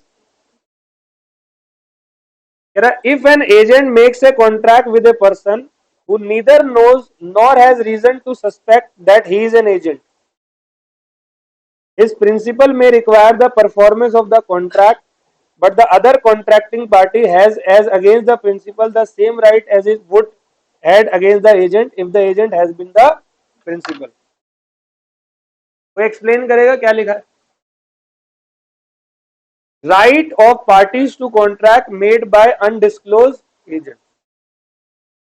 If an agent makes a contract with person, जो नहीं जानता, जिसे शक भी नहीं हुआ that he is an agent, his principal may require the performance of contract, but the other contracting party has as against the principal the same right as he would have had as against the agent if the agent has been the principal. तब third party ने contract किया मेरे से, third party को पता ही नहीं लगा मैं एजेंट हूं, ना कोई शक हुआ, बाद में पता लगा, तो थर्ड पार्टी मेरे प्रिंसिपल के ऊपर ऐसे ही केस करेगा, उसी अधिकार में करेगा जैसे वो मेरे ऊपर करता, क्योंकि मैं तो एजेंट हूं ना किसका। आ गया समझ? आ गया? बिल्कुल हिंदी में मैंने बता दिया वर्ड्स को निकाल के। अगर प्रिंसिपल खुद डिस्क्लोज कर देता है कॉन्ट्रैक्ट के खत्म होने से पहले, तो अदर कॉन्ट्रैक्टिंग पार्टी रिफ्यूज कर सकती है कॉन्ट्रैक्ट को बनाने से, if he can show that if he had known who was the principal in the contract, or if he had known that the agent was not a, he would not have entered into the contract. Example देखो, SS bought for himself a ticket of IPL match at Wankhede Stadium through AB because on personal grounds stadium management would not have issued the ticket to SS. Stadium management may cancel the contract and refuse SS to enter the, क्या हुआ, SS ने ticket खरीदी खुद एक IPL की Wankhede stadium में AB से, क्योंकि एबी क्या है, पर्सनल ग्राउंड वो है, ऑन पर्सनल ग्राउंड पे खरीदी, because on personal ground, stadium management would not have issued the ticket to, जैसे कि आपको क्या नाम है बंदे का, हाँ ब्लैक में, यस, एसएस ने खरीदी एबी से, ठीक है, आईपीएल के मैच की टिकट। एसएस को रोका जा सकता है, एसएस को क्या करा सकता है, रोका जा सकता है स्टेडियम पे घुसने से, क्योंकि तुमने डायरेक्ट टिकट स्टेडियम से, दोबारा पढ़ रहा हूं, SS bought for himself a ticket of IPL match at Wankhede through AB because on personal ground, because of personal ground stadium management would not have issued the ticket to SS, stadium management may repudiate the contract and refuse SS to enter the, तुम stadium में, हाँ, ticket हमने issue नहीं करी तो तुमने कहां से ले ली है ना। Second, performance of contract with agent suppose to be, ये तो मैंने बता दिया, अगर आप कॉन्ट्रैक्ट एजेंट से कर रहे हो, परफॉर्मेंस एजेंट से, मैं थर्ड पार्टी हूं, अगर मैं एजेंट से कॉन्ट्रैक्ट कर रहा हूं तो मैं एजेंट से परफॉर्मेंस जो चाहूंगा, मैं यही एज्यूम करूंगा कि एजेंट वही परफॉर्मेंस दे रहा है जो असल में कौन देता, प्रिंसिपल देता। ऑल वेल, कह रहा है when an agent does not disclose that he is acting as an agent and the principal require the performance of the contract, then the principal can obtain such performance subject to the rights and obligations subsisting between the agent and the other party to the contract. A who owes 50,000 rupees to B sells 1,00,000 रुपए worth of rice to B. A जिसे B से क्या थे, B को देने थे 50,000 और उसने बी को बेचे 1,00,000 का क्या, rice. A is acting as agent for in the transaction but B has no knowledge or not reasonable ground of suspicion that such in the case C can not compel B to take the rice without allowing him to set off A's, वो अपने पैसे वहां से, ठीक है। Third है option to third person sue the agent or the, तो बताओ थर्ड पर्सन किस पे केस करेगा। तो देखो भाई, ये ऑप्शन है थर्ड पार्टी पर, लाइबल तो प्रिंसिपल ही होता है, तो right of person dealing with agent personally liable.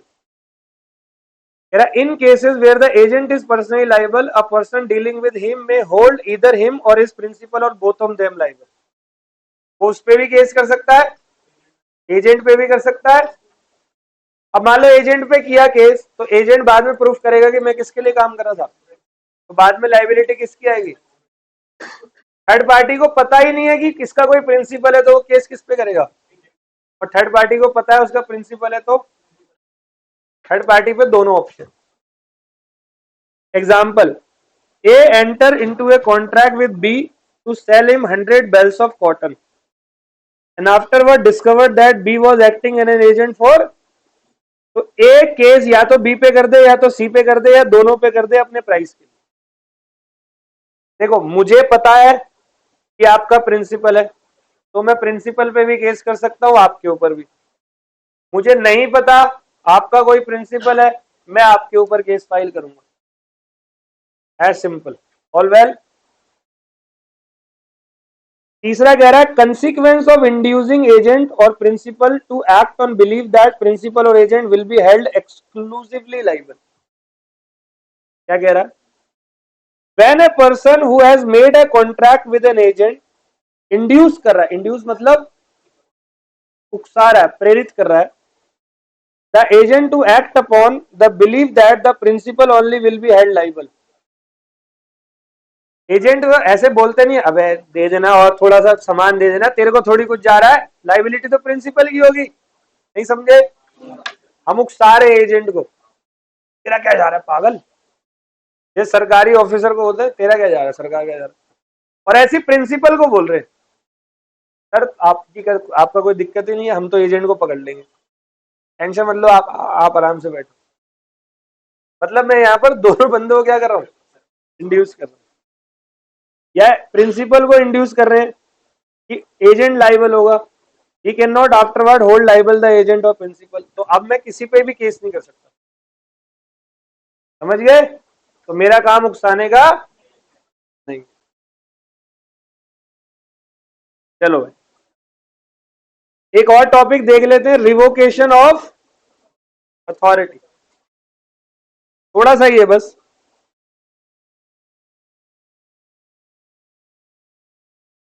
ठीक है, बस इतना सही है। हाँ जी, कॉल उठा लो बाहर जाके।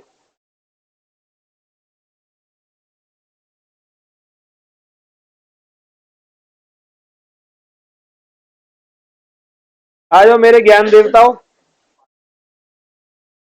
सबसे पहले बताओ रिवोकेशन का मतलब क्या होता है? खत्म करना। मतलब आज अब प्रिंसिपल और एजेंट के बीच का जो रिलेशनशिप है वो क्या हो रहा है, खत्म हो रहा है। प्रिंसिपल और एजेंट के बीच के रिलेशनशिप को हम खत्म कर रहे हैं। तो खत्म कैसे हो सकता है? नंबर ए, रिवोकेशन, या तो सिंपल प्रिंसिपल ने खुद एजेंट को क्या बोल दिया कि भाई हो गया भाई, ठीक है भाई, अब आगे से तुम मेरे एजेंट। पहला ये तो बहुत सिंपल है कि भाई हमारा 1 साल का सफर बहुत अच्छा रहा, अब से मैं ये काम बंद कर रहा हूं, तो आपके साथ मेरी एजेंसी। अभी बहुत सारे और भी पॉइंट है ना, बताऊंगा ना मैं उसको। ठीक है। An agency may be terminated by the principal revoking the authority of agent. Principal may revoke the authority given to his agent at any time before the authority has been exercised। Authority के exercise होने से पहले। मान लो मैंने तुम्हें बोला 1 लाख ले आओ, तुम 1 लाख लेने जा रहे थे, मैंने कहा रहने दो मत लो, तुम मेरे एजेंट नहीं हो, लेकिन तुम 1 लाख ले आए। अब मैं नहीं बोल सकता तुम मेरे एजेंट नहीं हो जब तक थर्ड पार्टी के 1 लाख चुकाना दो। All well. तो ये रिवोकेशन के बाद।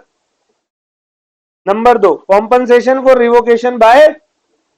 अब मैंने आपको 1 साल के लिए एजेंट बनाया और 6 महीने में रिवोक कर रहा हूं, तो 6 महीने का कॉम्पनसेशन मैं आपको दूंगा। ठीक है बेटे, समझ गए? ये आ गया तीसरा, अभी जो आपने बोला, नोटिस ऑफ। तो when the principal having justification to do so revoke the authority he must give reasonable notice. ऐसे थोड़ी रिवोक कर देंगे किसी को, तो एक रीजनेबल नोटिस देंगे कि भाई अब 15 दिन बाद से खत्म। रिवोकेशन एंड रिनंसिएशन में बी एक्सप्रेस और। बेटा रिनंसिएशन क्या होता है? देखो तुम मेरे एजेंट हो, तुमने कहा अब ये काम मुझसे नहीं होगा, मैं अपनी जगह पर बी से करवा रहा हूं, तो तुमने एजेंसी को क्या कर दिया, रिनॉन्स कर दिया। रिनॉन्स मतलब किसी और को ट्रांसफर कर दिया, उसको कहते हैं क्या? तो मेरी और तुम्हारी एजेंसी तो खत्म हो गई। एग्जाम्पल देता हूं, देखना। ये प्रिंसिपल था, एजेंट था। ए ने बोला अब से मेरी जगह पर एजेंसी का काम कौन करेगा, A1। तो ए ने अपनी पावर क्या कर दी, तो इन दोनों पी और ए के बीच में, इनके बीच में एजेंसी क्या हो गई, रिवोकेशन हो गई। हाँ, आगे के। तो सब देखो, A empower B to let A's house, afterward A let it himself, this is an implied revocation of B's authority. अब रिनंसिएशन बाय एजेंट करते हैं, ये मैं आपको बता चुका हूं। An agent may renounce the business of agency in the same manner in which the principal has the right of revocation. If the first place, if the agency is for fixed period, the agent would have to compensate the principal for any premature। अच्छा, मैं principal हूं, मैंने आपको agent बनाया और आप अपनी agency जो है वो रिनाउंस कर रहे हो।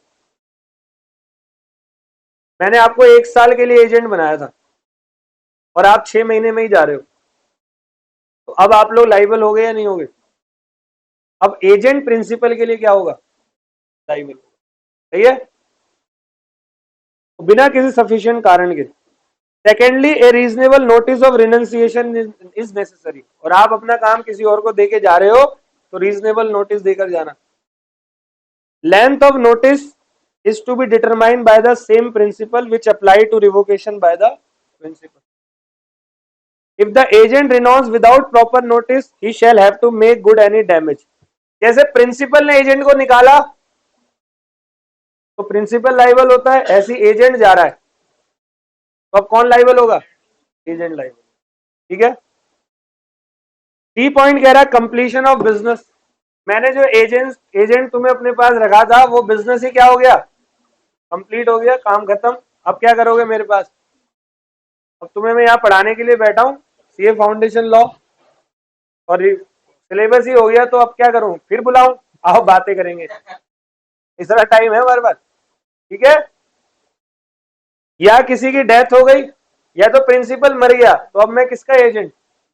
या एजेंट मर गया, प्रिंसिपल इंसॉल्वेंसी, प्रिंसिपल इंसॉल्वेंट हो गया, तो एजेंट अब प्रिंसिपल के बिहाफ पर कॉन्ट्रैक्ट कर ही नहीं सकता। या ऑन एक्सपायरी ऑफ, मैंने आपको 1 साल के लिए रखा है, हो गया 1 साल, चलो जाओ भाई, हो गया, गुड, वेरी नाइस, आपके साथ बड़ा अच्छा लगा, ऑल वेल। किस सिचुएशन में एजेंसी इररिवोकेबल होगी? मतलब एजेंसी वापस, कहता है व्हेन द, बस 5 मिनट और, ठीक है, 5 minute. When the agent is personally interested in the subject matter of agency, the agency becomes irrevocable. तब सुनना, सेक्शन 202 बताता है जब agent has himself an interest in the property. मैंने एक प्रॉपर्टी बेचने के लिए एजेंट को रखा और उसी का उसमें क्या हो गया? Which form the subject matter of the agency cannot in the absence of express contract be terminated. Example, A gives authority to B to sell A's land and to pay himself out of the proceeds the debt due to him from A cannot revoke his authority nor it can be terminated by his insanity, और क्या लिखा? ए ने authority दिया किसको? कि तू मेरा land क्या कर दे और अपने आप को क्या कर ले? पे कर ले, क्योंकि मुझे तेरे को क्या देना है? उधार देना है। तो अब इसकी डेथ हो गई, तो डेथ में क्या हो जाता? रिवोकेशन। बट यहां रिवोकेशन नहीं होगा क्योंकि ये पैसा बी को तो लेना ही था। आगे समझ? कोई दिक्कत? इफेक्ट ऑफ टर्मिनेशन देख लो, section 208। When termination of agent's authority takes effect as the agent and as to the third person, कह रहा है जब भी टर्मिनेशन करेंगे, when termination of agent's authority takes effect as to agent and as to third party, उसका प्रभाव agent पर और थर्ड पार्टी पर क्या पड़ेगा और कब पड़ेगा? The termination of the authority of an agent does not, so far as regard the agent, take effect before it becomes known to him, or so far as regard third person before it becomes known to them. क्या कह रहा है? जल्दी बताओ, जल्दी बताओ।